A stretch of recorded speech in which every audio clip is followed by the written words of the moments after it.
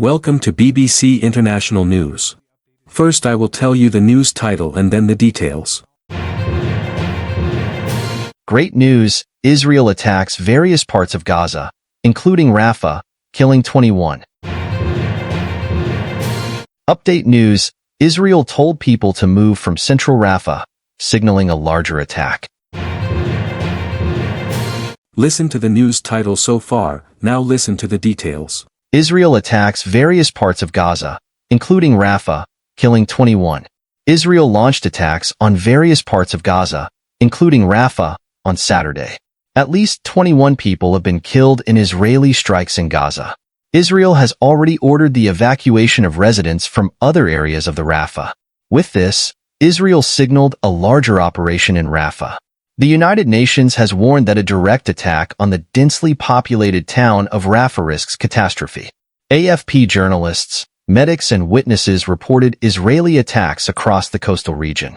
Israeli troops entered East Rafah last week, defying international objections, the United Nations said. After this incident, the supply of humanitarian aid to Gaza was stopped. Last Tuesday, Israeli forces took control of the Palestinian side of the Rafah crossing on the Egyptian border. They close an important crossing. Another crossing halts traffic.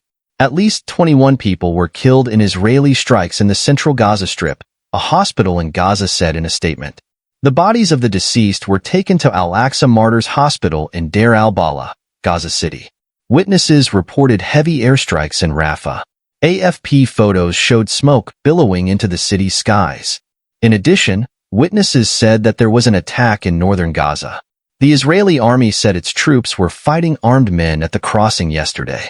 They found many underground tunnels in the area. Israel told people to move from central Rafah, signaling a larger attack.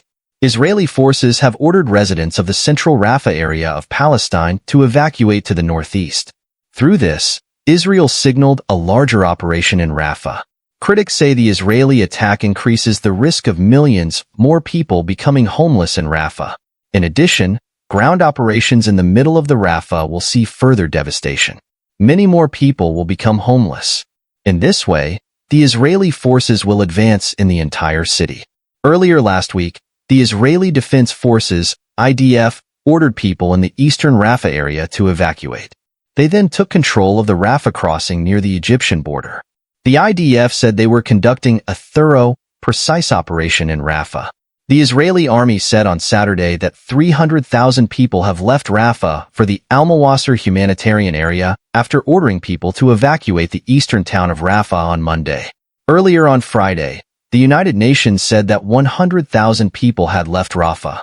Meanwhile, Israel yesterday ordered people to leave the eastern and northern areas of the city, except for central Rafah.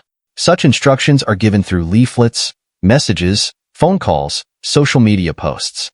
However, according to a report by The Guardian, the situation where people are being sent from Rafah by Israel is dire. Humanitarian workers working there say the situation in coastal areas and the northeast, where people are being told to evacuate, is inhumane. The Ministry of Health of Gaza reported yesterday that the number of people killed in Israel's attacks since October 7th has reached 34,971. Israeli Prime Minister Benjamin Netanyahu has rejected U.S. pressure to end the attack on the town of Rafah. He said, "There are top leaders of Hamas in Rafah. The power of Hamas is also there.